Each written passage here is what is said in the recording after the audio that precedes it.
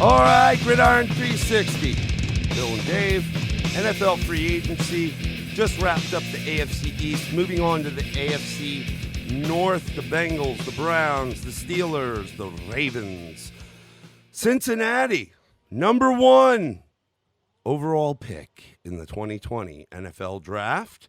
They currently sit at number 9 in terms of cap space out of 32 teams with $49 million.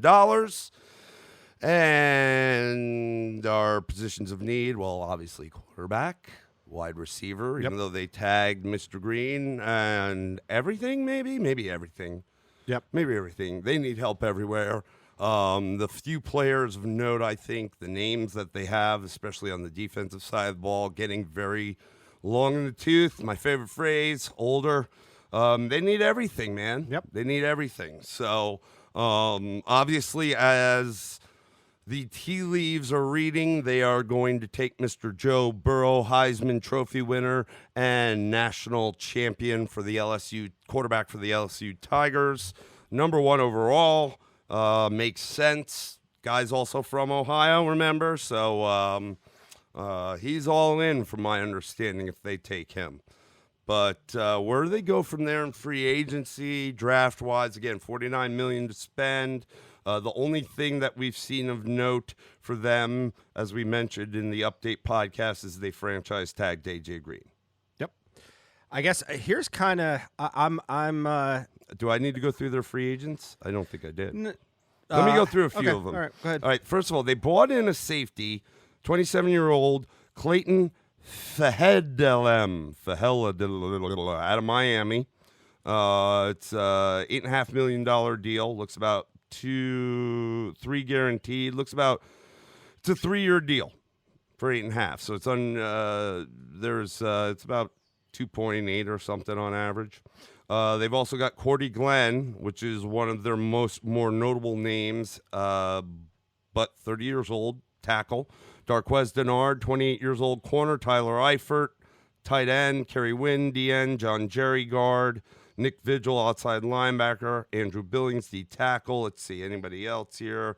They've got Hardy Nickerson, inside linebacker. They got a slew of names, not too many. Those are the big ones. A lot of them on the defensive side of the ball, and then some offensive linemen. Don't see any skill position players outside of your tight end, if you want to call it skill position. But again, they need everything. So now, Dave, thoughts? Okay. Probably a little tough to get into their mind. They've been obviously not very active. Let's just kind of give a little bit of a profile outside of them, outside of the free agents you talked about. They've got an aging defense. This is a team that kind of tried to hang on for a while. They've got a defensive front that had some very good years, some talent, but they're getting older. I'm going to try to play them in what I would do. I think they'd be nuts not to go for Joe Burrow. There's just too many reasons not to go. I mean, if you don't go that route, you're really probably going to drive a lot of concern into the fan base. And Joe Burrow right now looks as sure thing as a first-round quarterback can get, as far as sure things. But always a danger. It's a danger. I mean, Marcus Mariota, Jameis Winston. You can automatically go back. Though, Jameis Winston had some character issues, but from a talent perspective was to believe to be a pretty locked down quarterback. And here he is at the bottom of a pretty deep quarterback free agency pool. Here's something I think they could be doing. And I'm going by they've got the number 9. They were number 9 recently in cap space. That's obviously changed over the last couple of days, but they haven't spent money. So if anything, they're moving up. At $49 million, does this team, who is not, big on draft picks, certainly they're good for, finishing worst in the NFL in the sense that they've got, the early round pick in every round. Could this team be looking to wait for the panic of the first couple of waves of free agency and then make some of these defensive players available via trade to clear more cap space? Maybe get a little creative before the draft, try to create some draft depth to help them move forward, because the fear is going to be you bring in this number 1 quarterback And, you know, a lot of people believe that Andy Dalton's going to be on the move, which I think makes sense and is a very real possibility. But do you start, you know, recouping some of these draft picks and build for the future? Because you can't send your number one quarterback out there to get killed, because the best quarterbacks coming out of the draft have that fear. And, you know, do you end up, I always use my famous David Carr, like, do you end up with a guy that's got a lot of talent, but gets so gun shy because they have no skill position? And you know, as good as AJ Green is, remember, he's coming off a pretty significant injury, and there's not, you know, they do have Ross. They have Tyler Boyd. And they have Tyler Boyd, but, you know, they don't have that tight end, and now they've got some questions at offensive line. Really stayed healthy. Right. So this is kind of the thing, is what is this team going to do to surround this player? And I got to say, as hard as it's going to be for them to do this, I think they're going to be in a position where handing the clipboard to Joe Burrow only out of safety for the player, and give yourself a chance to rebuild. Is that what you do? Because there is no outgoing vision. Again, they brought in Zach, what's his name? Zach Taylor as the coach. New head coach. I think Zach Taylor actually did a decent job with a team that they have, in the sense that, like, they were horrid, but I saw flashes on offense. Certainly early in the year, they lost some games. Like, they lost their first game against Seattle, but it was everybody thought they were going to get slaughtered, and Seattle had to come back and win. They were competitive in some games that I probably would not have deemed them being competitive. So I guess my question is, they have to figure that out right now. And I'm kind of looking right at some of their the guys that they have signed and where their dead money is versus where they have room to cut. And, you know, obviously you look at AJ Green, you look at Andy Dalton. You know, what do they do there? They've got Geno Atkins. Listen to these names on defense: Carlos Dunlap, Geno Atkins, Sam Hubbard, Drake Kirkpatrick, Sean Williams. All names, but again, these guys are older. Yes. Yeah. You know, this is a team that went out and signed a guy like Bobby Hart, who was a complete flop in New York, yep. and really was bad for Cincinnati. You know, you got a guy like Giovanni Bernard is at the end of his career. You can save some cap space there. But really, when you look at this, you know, and I don't know, I mean, because right now, unfortunately, you've got Geno Atkins obviously on the high side and Carlos Dunlap on the high side of age, and both, you know, hitting, you know, combined are $24 million against the cap. It's really only $25 million. So, you know, can you do something with that? Drake Kirkpatrick. So do they blow it up, or do they try to leverage some of the fears in other teams and try to get some trade value out of them? They got CJ Azuma at tight end, who is not terrible. You know, but he's still a $6 million cap hit, but can he fill that role for Tyler Eifert, who's really been, you know, marginal at best and certainly dealing with a lot of injuries? And he was a first rounder, right? Eifert, if I remember correctly, I think so, yeah. Out of Notre Dame. So it was him and Hooper.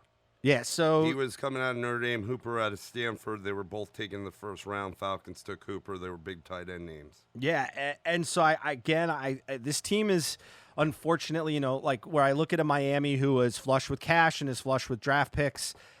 You know, Miami, especially if they can get Tua, really looks like they're in a much stronger position than a team like Cincinnati. So again, new coach, and it's going to be in his second year. I'm not sure what they're going to do. You're right. They need everything.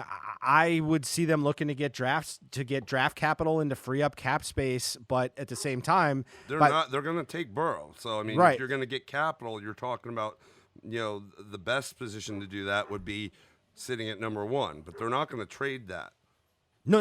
I agree. That's not going to happen. But it's like, can they pick up a third rounder, a fourth rounder while freeing space? But the idea is they're also going to be playing with that space for next year, because they're going to let a lot of these free agents are going to be off the board by the time that they're picking. And again, that's just an assumption. You know, do they stand pat and do they stick with some of these guys and then look to rebuild next year. But they've got to start making some moves to kind of start to create a design, because the problem is going to be you're going to have a coach in his third year. You're going to have a quarterback in his second year. And if you haven't developed that plan for the next year, here's the worst thing in the NFL I think that happens. You get a coach and a quarterback that are not aligned together, meaning does Zach Taylor all of a sudden find himself on the outs after year 2 because they didn't really have a good design, and now all of a sudden you've drafted a Joe Burrow, and now you're bringing in another coach, and now you got this new guy going through a new system and a new scheme in year 2. It gets really messy, I guess is my point. So I don't know. I think you almost play the year to survive if I'm them and do listen, that. Running back, I think, is an area they should think about too. Now they have Mixon, who started to do well at the end of the year, but I mean he's going into what, year 3 or 4, and I just don't think he's what they expect him to be overall. You got Gio, like you said, at the end of his career, decent player, but he's the guy that third down back, maybe a guy to spell. They did draft Rodney Anderson out of Oklahoma last year. Yep. He was 4th on the depth chart, but he ended his career injury problems at Oklahoma. Yep. So is running back something I don't think they'd put something high up, but there is some running backs in this class. Maybe they go after that late. We said wide receiver. You better shore up that O-line. Yeah, but now that I'm looking at this, if we're looking at players of skill between wide receiver and running back, they might actually shift towards running back before receiver, because they do have Green, Ross, and Boyd.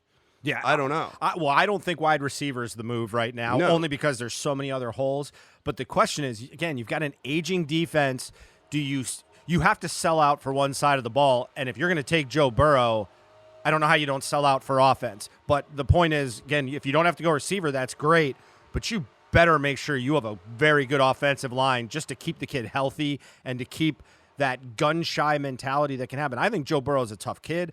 I don't worry about him in the long term, but if you don't protect him, I don't care how good you are. I've watched quarterbacks that have proven that they're good get behind bad offensive lines and start changing their game. I mean, there were times where the Giants had bad offensive lines with Eli Manning. I mean, remember, Eli Manning had a year where he threw like 26 interceptions, and that was a 2-time Super Bowl quarterback, which I'm sure everybody would want. Coming off of the Super Bowl, he had a bad. And you can do it to good quarterbacks. And keep in mind, like LSU last year, I didn't think their offensive line was so great out the get-go, but by year's end, they had shored up. They won like the offensive line group award nationally, so obviously they're pretty good. That says something. I know Burrow sounds like he's all in. He knows the deficiencies in Cincinnati, but also a hometown team. His number 1 pick. That's what happens when you're, a good quarterback. You're probably going to, if you're number 1, you're probably going to a not such a great position. But it sounds like he's all in on it. I could be honest with you, if they don't have the protection like you said, then that all-in mentality might start to fade a little. I know this is more about drafting, but I got to be honest, if you're going to go that route, I'd almost look at, if you, like you said, you mentioned like a running back or not necessarily a receiver, but I want something that's going to create some comfort for this kid. Maybe I really start thinking about, in the draft side, do I go get a Thaddeus Moss, or do I go get a Hilaire, like somebody he knows? Yeah. But obviously you can't spend first round talent. No, but you could get both those guys. You could get maybe outside like the first third. I haven't seen a projection on Moss being that high as far as tight ends. But maybe he's a 3rd or a 4th rounder. That would be a great comfort play. Or even Edwards-Helaire, I think he'll fall back to about a 3rd rounder. Yeah. So, like, can you go and do something like that? But, again, that's a risky proposition because he's not, you're not going to risk you're not going to take a 2nd-round pick with how high they're going to be drafting there. I truthfully believe this team's got to, if I'm doing one thing right now, I'm making this a strong O-line. And I think right now, Bobby Hart ain't the answer at the right side. If you're going to let Cordy Glenn go on the left side, you're just playing with fire. Yeah, you got John Jerry's a free agent on the left side. Like you said, Bobby Hart, right tackle, right guard, Jonah Williams, Trey Hopkins, center, Billy Price, left guard, John Jerry, free agent, left tackle. Behind them, nobody really of note. So they need that's an area they need to focus on is protecting Joe Burrow, because they're going to take him. They're going to take him. It's a done deal. I don't know why sometimes though these first these people in the first. Gotta have something to talk about. Just come out and say. But here's the problem, and this is what I always see happen. If you look at these teams that fail with these early quarterbacks, and a lot of times it's because they're picking so early, but it's not always the case. When you build from that position first, you have to really have a good way. Like, to me, like, that's why I say Miami. Miami can actually go and make their O-line stronger this year because with the number 5 pick and put Tua in a much better situation. When you start with that quarterback and you don't have a defined structure of how you're going to move forward, you do risk that because you can't sit him on the bench. Like, I'm sorry, there's too much pressure from the fan base. There's too much pressure from the media. And again, if they get rid of Andy Dalton, so I think they're in a precarious situation with this. And the worst thing I want to see is with the amount of quarterbacks that have failed in this last 3-4 years that have come out and looked really good, you know, with how few of them have really are showing that they're definitive, you know, guys. I mean, it's Mahomes and it's Deshaun Watson. I mean, the Darnolds, obviously Trubisky, Goff. I mean, Wentz. There's question marks around these guys, and you just can't risk that kind of talent because I will tell you, if they miss on Burrow, and not saying that they'd miss on him because he's not talented, but miss on him because they don't get out of him what they need to. Josh Rosen. This will move your franchise back like 5 years. Josh Rosen. Yep. Yeah. I mean, not that he was Joe Burrow coming out by any means, but he was drafted early to a situation that was a disaster on both sides of the ball, especially offensive linemen, and obviously he was not able to show anything. Yeah, and I don't know, and he didn't have the part of it that I feel bad for the kid. I didn't, to be honest with you, I didn't know. We talked a lot about it in the past how he had regressed in his college career, and that could really shed some light on maybe this guy isn't the guy. Nonetheless, he went to a situation where he had nothing, and not being a superstar like Burrow is, or at least seemed to be, you know, made it even tougher. But even a superstar like Burrow, you got nothing, man. You start to look very pedestrian or less real quick. Well, let me give you, this is the example where, in my mind, it changed my total opinion about, you know, our quarterbacks are good. Do people just miss on good quarterbacks, or do they miss on the situation? I'm going to go back to a draft year with Alex Smith and Aaron Rodgers, widely guarded as number 1 and number 2. Many people felt like it was a crapshoot. Which way was San Francisco going to go on this? And here's the interesting part of it.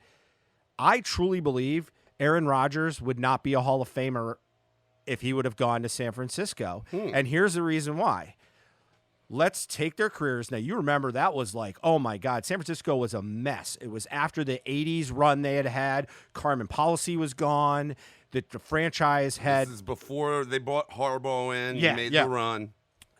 He was a failure. They were like, oh, man, what a terrible pick. Now, nobody was going, oh, they should have picked Aaron Rodgers, because remember, Aaron Rodgers had been sitting the bench for 3 years, right? 3 or 4 years. 3 years, at least 3 years. Behind Aaron Rodgers also on draft day sat in that green room a lot longer than expected and looked horrible. Pissed. Right. So you understand, like, there wasn't this belief in this quarterback system, and everybody, you know, now you go back and go, oh, well, it would have been Rodgers. Well, think about how would Rodgers have done in that scenario where he didn't have the ability to sit behind a Hall of Famer. He didn't go to a team that was a playoff team already and was already very talented. And so the point is that now look at it, and you can say, well, you know, he really wasn't that good. It was Alex Smith wasn't that good. Well, don't forget, this is a guy that bounced around from a few teams and then ended up going to Kansas City and won the MVP. So you can't tell me he was void of talent. Well, he under Harbaugh, they went to the Super Bowl with Alex Smith. Well, that was Colin Kaepernick. Well, that was Colin. But the season was. But my point is, you can't tell me the kid didn't have talent because he ended up, 10 years later winning an MVP. So my point is, where these guys get drafted, you can take good talent and ruin it. Now, there are guys that come out that have bad heads on their shoulders and people screw up with them, but maybe not, it's one of those things we just don't know. And I just feel like Joe Burrow is in a dangerous, dangerous scenario. So I think that kind of wraps us up with Cincinnati again, just because we're just not sure where it's going to go. So we'll go ahead and hit that one, and then we're going to get into the Cleveland clusters. also known as the Cleveland Browns. Some interesting things going on there, so we're going to talk about it and see where they go.